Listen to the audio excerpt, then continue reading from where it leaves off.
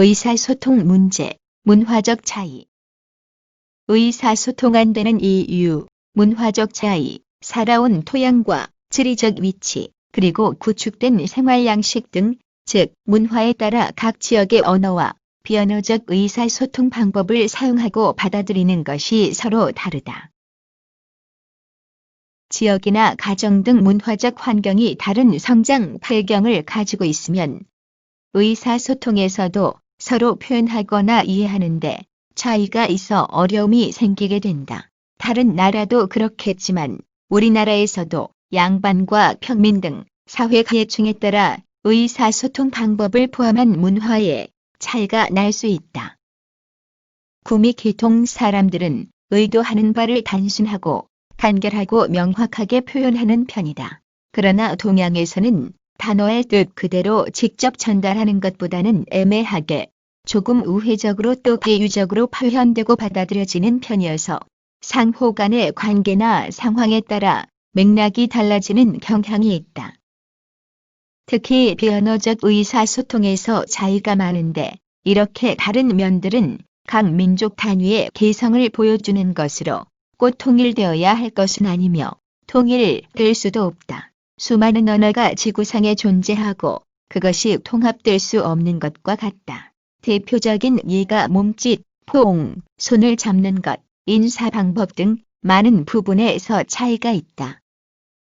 어떤 사람들은 의사소통 시의 몸짓을 예의가 없는 것으로 받아들이지만 다른 사람들은 어려운 얼굴 표정을 하면서 어깨를 으쓱하여 난처하거나 반대의 뜻을 표현하고 몸짓으로 의사소통하는 것을 잘 받아들인다. 일부에서는 상대에 대한 극도의 반가움을 혀를 내밀어 표시한다. 대개 혀를 내미는 것은 상대에 대한 조롱 또는 자신에 대한 머쓱함 등을 나타낼 때 쓰는 표현이다.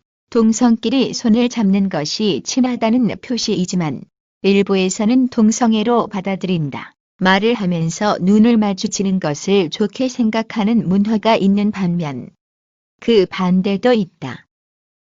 많은 나라에서 악수를 인사로 여기거나 간단한 인사말을 나누며 중동 및 아프리카 등 나라에서는 포옹을 인사 방법으로 당연시하고 일상화되어 있지만 한국과 일본 등 동양에서는 근래 악수를 많이 하는 편으로 변했지만 특히 상하 관계에서 아랫사람은 허리를 굽히는 인사가 많다. 언어에 있어서 정치경제적으로 위력을 갖고 있는 영어가 자연히 세계 공용어 역할을 하게 되며 영어 없이는 국가의 발전도 힘들다는 식으로 현재 진행되고 있기도 하다. 각국의 주어 목적어 동사 배열이 다른 것을 보면 각국이 강조하고자 하는 대화의 맥을 대충 알 수 있다. 영어권이나 중국의 경우 주어, 다음에 동사가 나온다. 행위가 먼저 전제되는 것이다. 하지만 일본이나 한국의 경우 목적 대상이 먼저 나옴으로써 행위야 어쨌든 그 목적이 무엇인지를 밝혀야 하는 것이다. 이렇듯 표현 방식에는 각국의 구축된 문화가 큰 역을 담당하고 있는 것이다.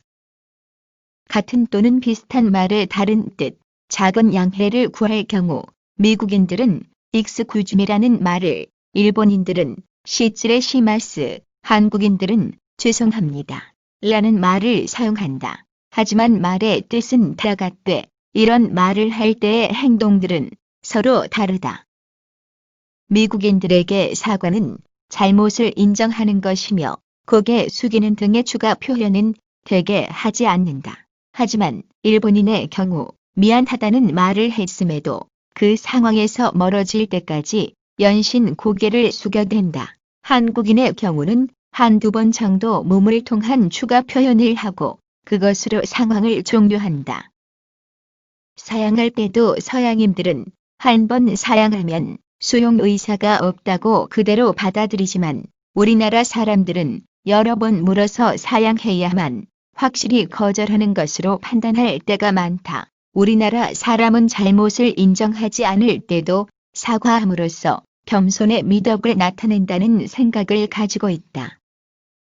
결과적으로 한국과 미국, 동양과 서양 사람들의 의사소통에 문제가 생길 수 있다. 서양 사람은 모르는 사람에게도 친하게 말하며 상하를 별로 가리지 않아서 나이나 신분에 관계없이 상대를 유하고 부르며 한국인을 형식에 지나치게 얽매이며 친근감이 없다고 생각하기 쉽다.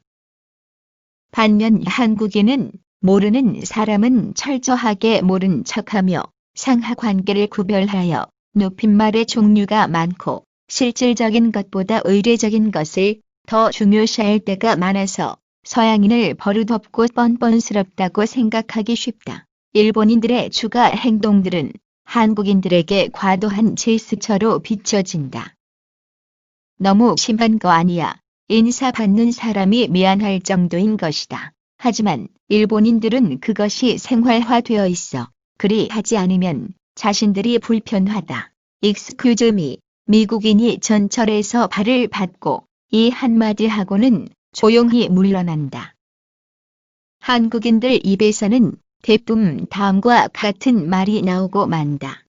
미국 놈 되게 편하게 사네. 하지만 우리나라 표현보다 과하거나 덜한 건 있어도 그 미안해하는 마음은 같은 종류일 것이다. 영어에서는 긍정적 단어로 물을 때와 부정적 단어로 물을 때 yes, no의 대답이 한국인이 보통 생각하는 예, 아니요의 대답과 차이가 날 수 있다. no 라고 미국인이 단호하게 대답했는데 그 의미가 그렇다 라고 강조하는 것일 때가 있는 것처럼 상대 문화에 대한 이해가 있어야 정확한 의미를 파악할 수 있겠다. 개인 또는 지역에 따른 말의 속도와 크기, 라틴어 같은 경우에는 무척 속도가 빠르고 길게 느껴진다. 라틴어, 그 중에서도 에스파뇰, 즉 스페인어를 구사하는 스페인 사람들은 정말 말을 함에 있어서도 정열이 느껴진다. 우리나라 양반들은 차분하게 조용히 말을 한다.